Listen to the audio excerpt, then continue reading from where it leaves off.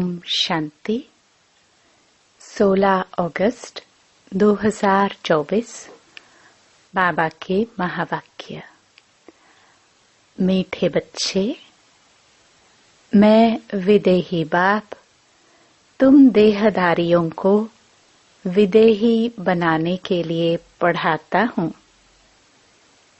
यह है नई बात जो बच्चे ही समझते हैं।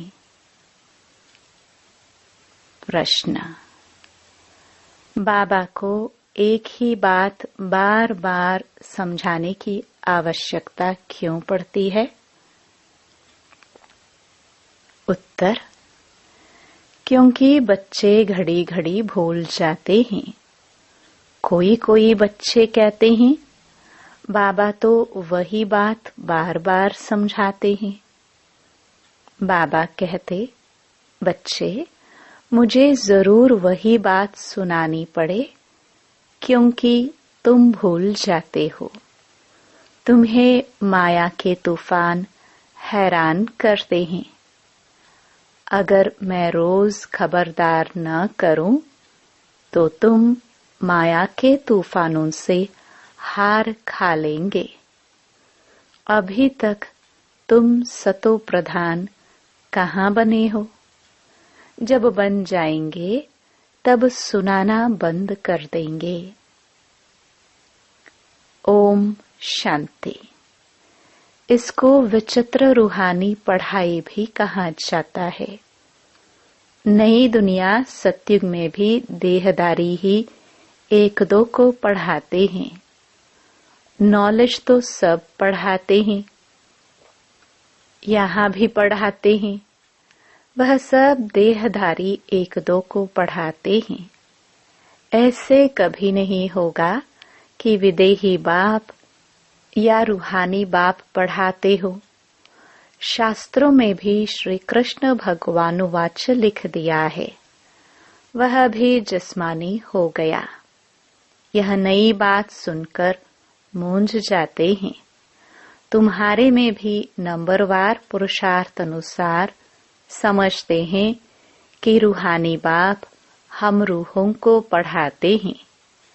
यह है नई बात। सिर्फ इस संगम पर ही बाप खुद आकर कहते हैं, इस द्वारा मैं तुमको पढ़ाता हूँ। ज्ञान का सागर, शांति का सागर, सब आत्माओं का बाप भी वही है। यह समझ की बात है ना? देखने में तो कुछ नहीं आता। आत्मा ही है मुख्य और वह अविनाशी है। शरीर तो विनाशी है। अभी वह अविनाशी आत्मा बैठ पढ़ाती है। भल तुम सामने देखते हो, यह तो साकार में शरीर बैठा है, परंतु यह तुम जानते हो, यह ज्ञान देहधारी नहीं देते हैं। ज्ञान देने वाला विदेही बाप है। कैसे देते हैं वह भी तुम समझते हो। मनुष्य तो बड़ा मुश्किल समझते हैं। कितना तुमको माथा मारना पड़ता है यह निश्चय कराने के लिए। वह तो कह देते, निराकार का कोई नाम रूप देश काल ही नहीं है। वह बाप खुद बैठ पढ़ाते हैं। कहते हैं, मैं सब आत्माओं का बाप हूँ, जिसको तुम देख नहीं सकते हो। समझते हो वह विदेही है। ज्ञान, आनंद, प्रेम का सागर है। वह कैसे पढ़ाएंगे? बाप खुद समझाते हैं, मैं कैसे आता हूँ, किसका आधार लेता हूँ। मैं कोई गर्भ से जन्म नहीं लेता हूँ। मैं कभी मनुष्य व देवता नहीं बनता हूँ। देवता भी शरीर लेते हैं। मैं तो सदैव अशरीरी ही रहता हूँ। मेरा ही ड्रामा में यह पार्ट है जो मैं कभी पुनर्जन्म में नहीं आता हूँ। तो यह समझ की बात है ना, देखने में तो आता ही नहीं। वह तो समझते हैं श्री कृष्ण भगवानुवाच। भक्ति मार्ग में रथ भी कैसे बैठ बनाया है। बाप कहते हैं, बच्चे तुम मूंझते तो नहीं हो। अगर कुछ नहीं समझते हो तो बाप से आकर समझो। यूं तो बिगर पूछे भी बाप सब कुछ समझाते रहते हैं। तुमको कुछ भी पूछने की दरकार नहीं है। मैं इस पुरुषोत्तम संगम युग पर ही अवतार लेता हूँ। मेरा जन्म भी वंडरफुल है। तुम बच्चों को भी वंडर लगता है। कितना बड़े ते बड़ा इम्तिहान पास कराते हैं। बहुत बड़े ते बड़ा विश्व का मालिक बनाने के लिए पढ़ाते हैं। वंडरफुल बात है ना। हे आत्माओं, हर 5000 वर्ष बाद मैं तुम्हारी सर्विस में आता हूँ। आत्माओं को पढ़ाते हैं ना। कल्प कल्प कल्प के संगम युगे तुम्हारी सेवा में आता हूँ। आधा कल्प तुम पुकारते आए हो, हे बाबा, हे पतित पावन आओ। श्री कृष्ण को कोई पतित पावन नहीं कहते हैं। पतित पावन परमपिता परमात्मा को ही कहते हैं। तो बाबा को भी आना पड़ेगा पतितों को पावन बनाने। इसलिए कहा जाता है अकाल मूर्त सत बाबा, अकाल मूर्त सत टीचर, अकाल मूर्त सत गुरु।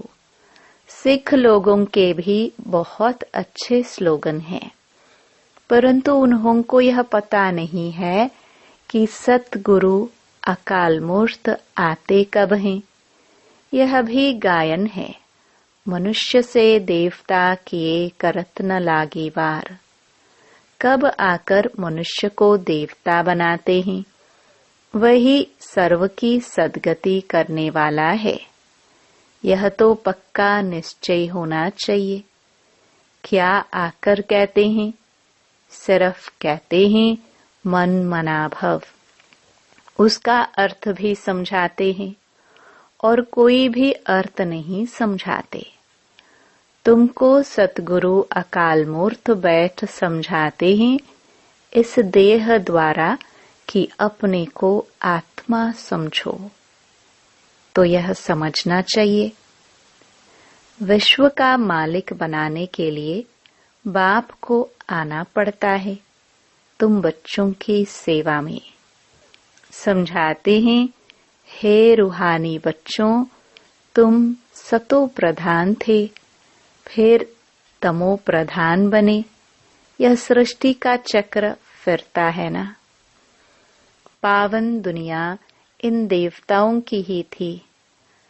वह सब कहाँ गए, यह किसको भी पता नहीं। मूंझे हुए हैं। बाप आकर तुमको समझदार बनाते हैं। बच्चे, मैं एक ही बार आता हूँ पावन दुनिया में। मैं आऊं ही क्यों, वहां तो काल आ नहीं सकता। बाप तो कालों का काल है। सतयुग में आने की दरकार ही नहीं। वहां काल भी नहीं आता तो महाकाल भी नहीं आता। यह आकर सब आत्माओं को ले जाते हैं। खुशी से चलते हो ना। हाँ बाबा, हम खुशी से चलने के लिए तैयार हैं। तब तो आपको बुलाया था कि इस पतित दुनिया से पावन दुनिया में ले चलो वाया शांति धाम। यह बातें घड़ी घड़ी भूल न जाओ, परंतु माया दुश्मन खड़ी है, घड़ी घड़ी भुला देती है। मैं मास्टर सर्वशक्तिमान हूँ, तो माया भी शक्तिमान है। वह भी आधा कल्प तुम पर राज्य करती है, भुला देती है। इसलिए रोज रोज बाप को समझाना पड़ता है। रोज सुजाग न करे तो माया बहुत नुकसान कर दे। खेल है पवित्र और अपवित्र का। अब बाप कहते हैं अपनी चलन सुधारने के लिए पवित्र बनो। काम विकार के लिए कितने झगड़े होते हैं। बाप कहते हैं अभी तुमको ज्ञान का तीसरा नेत्र मिला है तो आत्मा को ही देखो। इन जिस्मानी नेत्रों से देखो ही नहीं। हम सब आत्माएं भाई भाई हैं। विकार कैसे करे।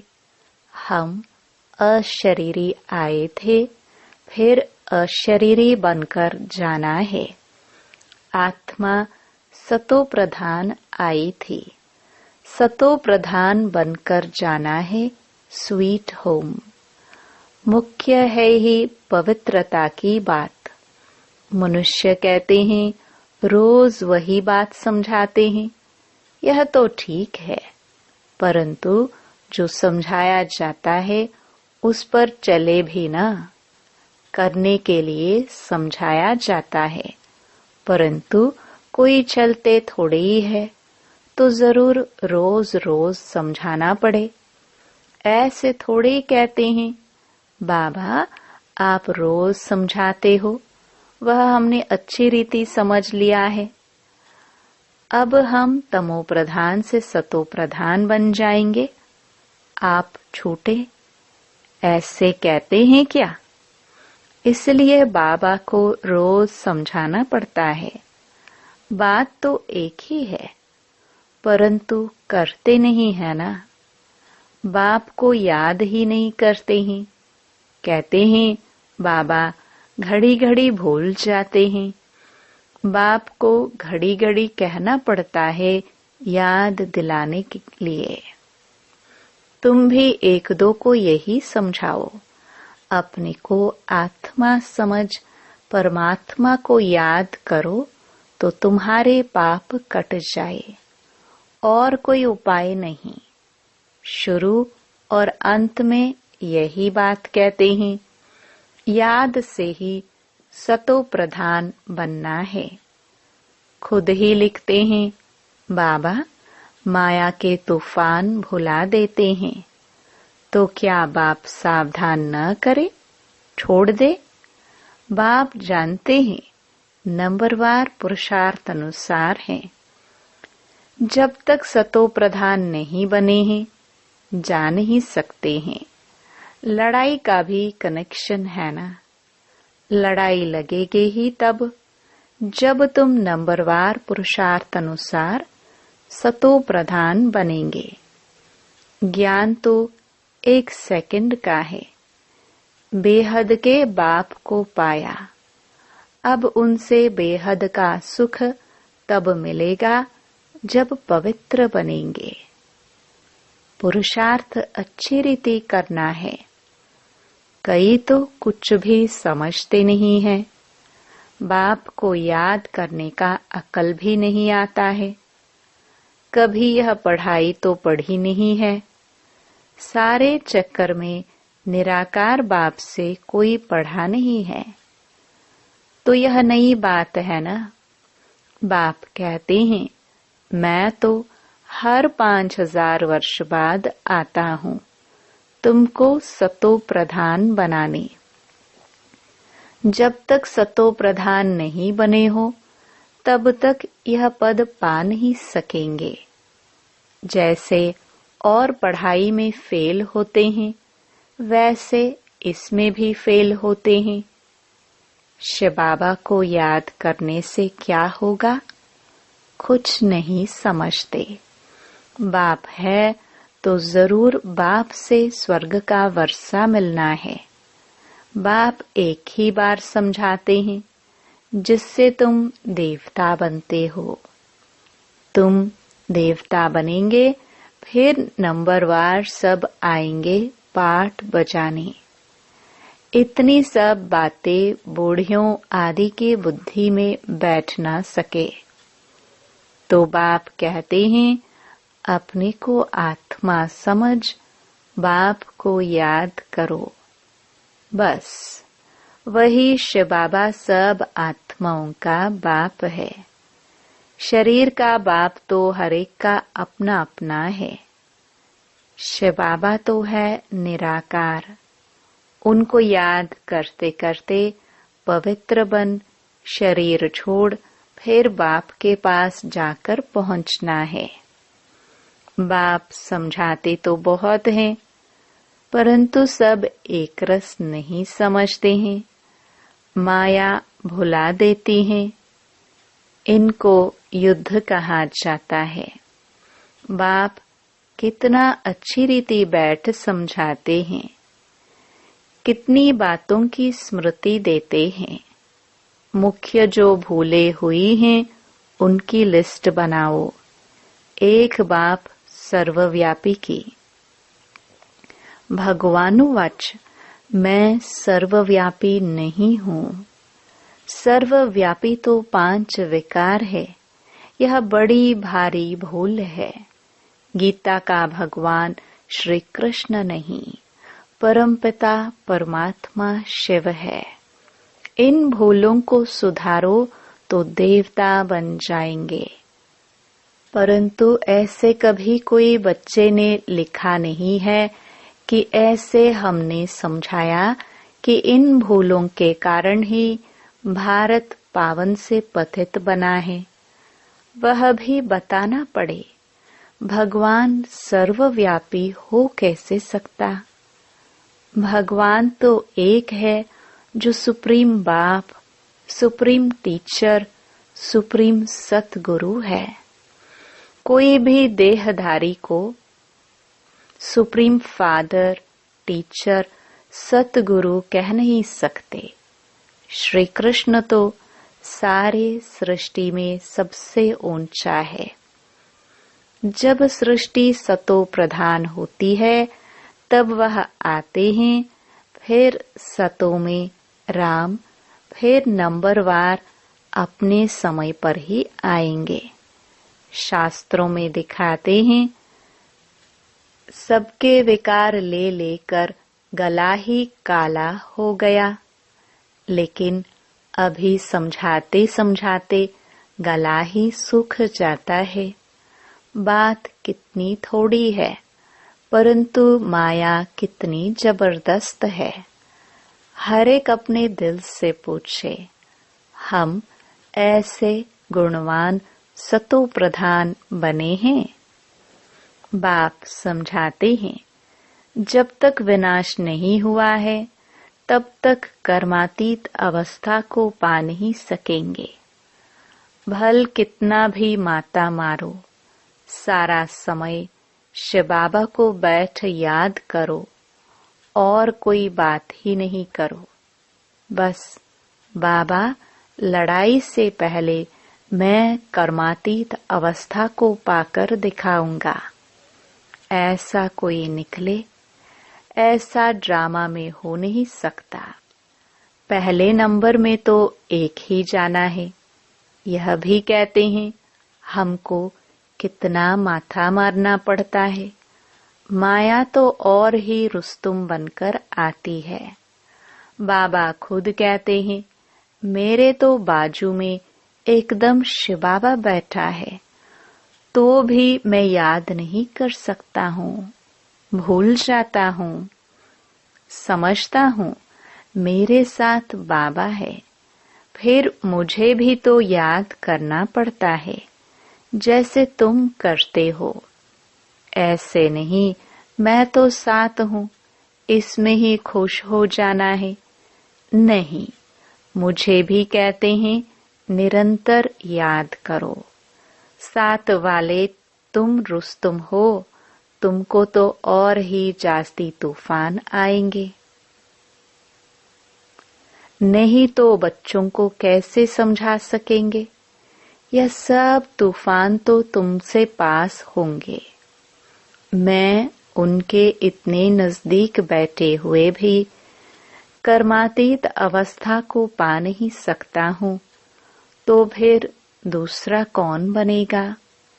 यह मंजिल बहुत ऊंची है। ड्रामानुसार सब पुरुषार्थ करते रहते हैं। भल कोई ऐसी कोशिश करके दिखाए, बाबा हम आपसे पहले कर्मातीत अवस्था को पाकर यह बनकर दिखाते हैं। हो नहीं सकता, यह ड्रामा बना बनाया है। तुमको पुरुषार्थ बहुत करना है। मुख्य सारी बात है कैरेक्टर्स की। देवताओं के कैरेक्टर्स और पतित मनुष्यों के कैरेक्टर्स में कितना फर्क है। तुमको विकारी से निर्विकारी बनाने वाला शिव बाबा है, तो अब पुरुषार्थ कर बाप को याद करना पड़े, भूलो नहीं। बाकी अबलाए बेचारी परवश हैं, अर्थात रावण के वश हैं, तो क्या कर सकती हैं। तुम हो राम ईश्वर के वश, वह है रावण के वश, तो युद्ध चलती है। बाकी राम और रावण की युद्ध नहीं होती है। बाप तुम बच्चों को भिन्न भिन्न प्रकार से रोज समझाते हैं। मीठे मीठे बच्चों, अपने को सुधारते जाओ। रोज रात को पोतामिल देखो। सारे दिन में कोई आसुरी चलन तो नहीं चली। बगीचे में फूल नंबरवार तो होते ही हैं, दो एक जैसे कभी हो नहीं सकते। सभी आत्माओं को अपना अपना पार्ट मिला हुआ है। हर एक एक्टर्स पार्ट बजाते रहते हैं। बाप ही आकर स्थापना का कार्य करके ही छोड़ते हैं। हर 5000 वर्ष के बाद आकर विश्व का मालिक बना ही देते हैं। बेहद का बाप है ना, तो जरूर नई दुनिया का वर्षा देंगे। अच्छा, मीठे मीठे सिखिलदे बच्चों प्रति मात पिता बाप दादा का याद प्यार और गुड मॉर्निंग। रूहानी बाप की रूहानी बच्चों को नमस्ते। धारणा के लिए मुख्य सार। पहला, ज्ञान के तीसरे नेत्र से आत्मा को ही देखना है। जिस्मानी नेत्रों से देखना ही नहीं है। अशरीरी बनने का अभ्यास करना है। दूसरा, बाप की याद से अपने दैवी कैरेक्टर बनाने हैं। अपने दिल से पूछना है कि हम कहाँ तक गुणवान बने हैं। हमने सारे दिन में आसुरी चलन तो नहीं चले। वरदान, सदा केयरफुल रह, माया के रॉयल रूप की छाया से सेफ रहने वाले माया प्रूफ भव। वर्तमान समय माया रियल समझ को, महसूसता की शक्ति को गायब कर रॉन्ग को राइट अनुभव कराती है। जैसे कोई जादू मंत्र करते हैं तो परवश हो जाते हैं, ऐसे रॉयल माया रियल को समझने नहीं देती है। इसलिए बाप दादा अटेंशन को डबल अंडरलाइन करा रहे हैं। ऐसा केयरफुल रहो जो माया की छाया से सेफ माया प्रूफ बन जाओ। विशेष मन बुद्धि को बाप की छत्र छाया के सहारे में ले आओ। स्लोगन, जो सहज योगी हैं उनको देखकर दूसरों का भी योग सहज लग जाता है। ओम शांति।